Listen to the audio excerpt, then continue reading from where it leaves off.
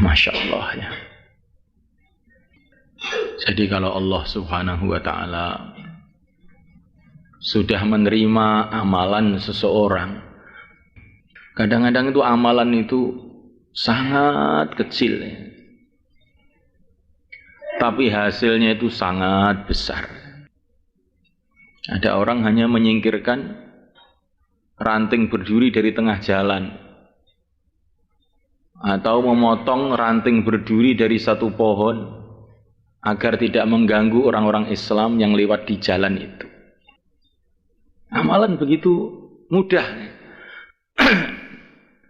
Tetapi Allah SWT telah menghargai amalan itu begitu besar, sehingga dia berkeliaran di surga sebab amalan tersebut.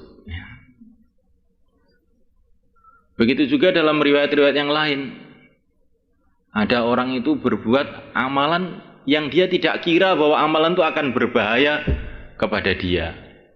Dia cuma mengucapkan satu kalimat yang dia tidak kira bahwa kalimat itu akan berbahaya. Sebab satu kalimat yang buruk itu, dia terjungkir dalam api jahanam 70 tahun. Ini cerita-cerita yang demikian ini. Apa yang harus kita ambil manfaat darinya? Kita ini hati-hati, berbuat amal itu hati-hati. Tidak tahu kadang-kadang amal yang kelihatannya kecil, ternyata itu diterima oleh Allah. Kita tidak tahu. Begitu juga jangan kita meremehkan keburukan. Kadang-kadang keburukan yang kita kira kecil, ternyata itu mendatangkan murka Allah. Orang itu dicintai oleh Allah itu bukan mesti karena amalan-amalan yang kelihatannya besar, bukan. Maka ada seseorang itu bermimpi jumpa dengan Rasulullah SAW. Maka Rasulullah itu mengatakan, kurang lebihnya itu, sampaikan salam saya sama Muhammad Zakaria. Saya senang dengan dia, saya cinta dengan dia, sebab amalan dia yang dia buat tiap hari Jumat habis asar. Maka orang tadi datang kepada Maulana Zakaria yang menulis buku taklim itu. Syekh, saya kok bermimpi begini. Amalan apa yang Tuhan buat habis asar itu? Setiap hari Jumat habis asar itu apa yang Tuhan buat? Maka Maulana Zakaria itu mengatakan, Nabi itu cinta kepada seseorang itu bukan mesti karena satu amalan yang besar. Tidak mesti, katanya. Saya tidak buat amalan-amalan yang besar. Hanya saja, katanya, setiap habis asar hari Jumat itu saya selalu baca selawat Umi 80 kali, katanya. Ya, bacaan selawat ini amal besar sebetulnya. Cuman kalau dilihat dari segi zahirnya itu kan ya amalan ringan, bukan mujahadah besar-besaran, pengorbanan besar-besaran, kan tidak kan. Jadi kadang-kadang itu orang tuh karena amalan-amalan yang kelihatannya mudah, ringan. Tapi mungkin karena waktu dia amalnya ini betul-betul hatinya itu tawajuh kepada Allah, sikap rohaninya itu dicintai oleh Allah, akhirnya amalan yang kecil tadi mendatangkan ridho Allah. Dan tidak tahu. Maka amalan sekecil apapun kita perhatikan. Dosa keburukan sekecil apapun kita jauhi. Ada satu rombongan dipimpin langsung oleh yang mulia baginda Nabi SAW. Ini dalam kitab Khosais karang Imam Suyuti.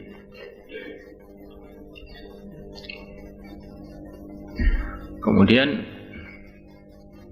karena dalam perjalanan, karena uzur, maka baginda Nabi SAW sholat dengan para sahabat itu dengan naik kendaraan.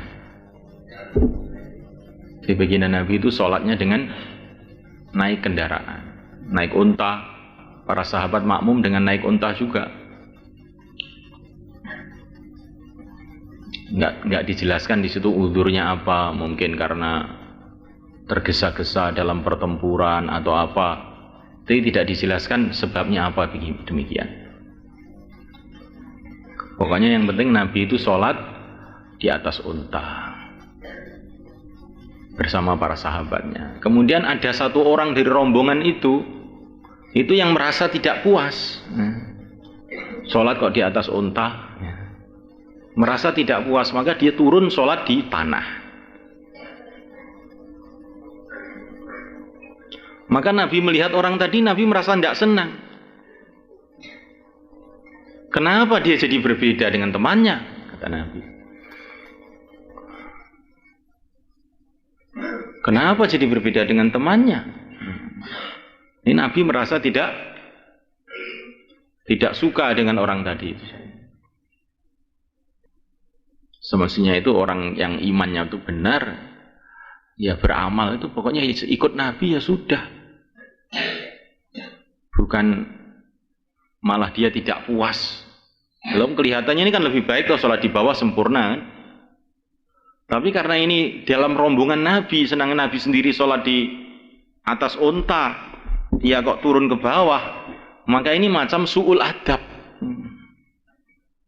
Maka Nabi merasa tidak senang. Apa yang terjadi setelah itu? Na'udzubillah. Terjadi hal yang betul-betul mengerikan. Apa yang mengerikan itu? Tidak beberapa lama setelah itu dia itu murtad, meninggalkan agama. Jadi ini saya ceritakan seperti ini untuk apa? Jadi orang itu ya kadang-kadang itu dalam suasana yang baik, ya. Tapi gara-gara tidak menjaga adab, kadang-kadang dia menjadi terjungkir dalam keburukan yang lebih buruk dari segala yang buruk. Ya.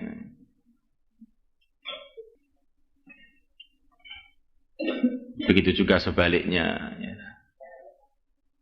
Kadang-kadang orang itu dalam suasana yang buruk, tapi hanya karena dia ini ingin satu kebaikan, tiba-tiba berubah kehidupannya, semuanya jadi kebaikan akhirnya. Nah, kita ini di pesantren, ya, dalam suasana ngaji, suasana kebaikan, dijaga adabnya betul-betul. Jangan sampai kita ini dalam suasana kebaikan, kemudian kita tidak menjaga adab, ya, akhirnya mendapatkan keburukan.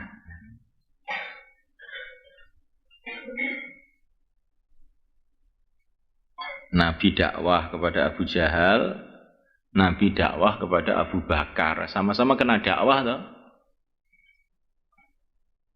Zamannya sama, kampungnya sama. Tapi karena sikapnya berbeda, akhirnya hasilnya berbeda. Abu Jahal jadi seburuk-buruknya manusia, Abu Bakar jadi sebaik-baiknya manusia.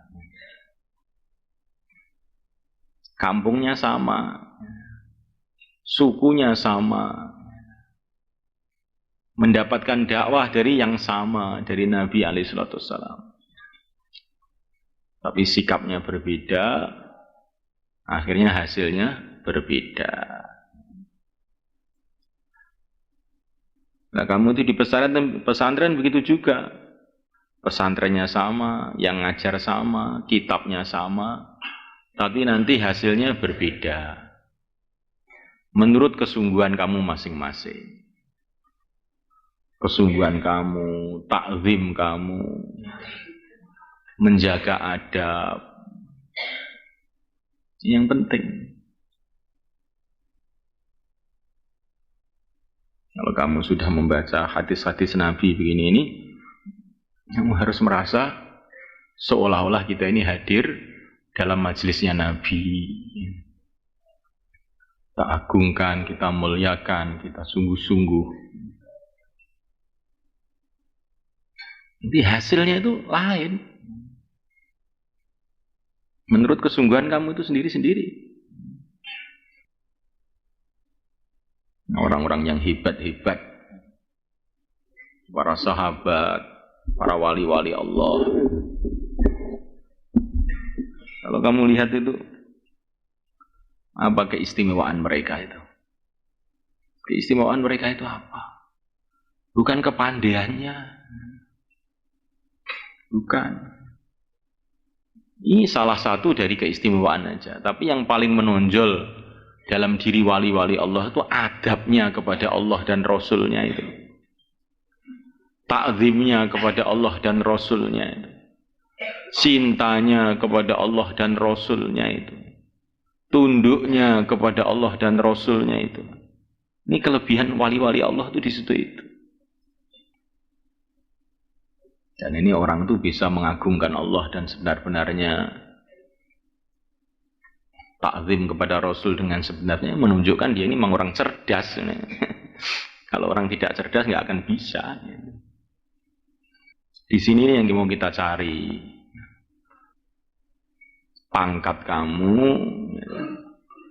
derajat kamu dalam agama ini sejauh mana kamu mengagungkan agama. Yes kuwi, sitok kuwi tok. Paham dong kawan? Ini kamu di pesantren ini kan sudah tidak mencari apa-apa, tidak mencari urusan-urusan dunia. Ya nggak?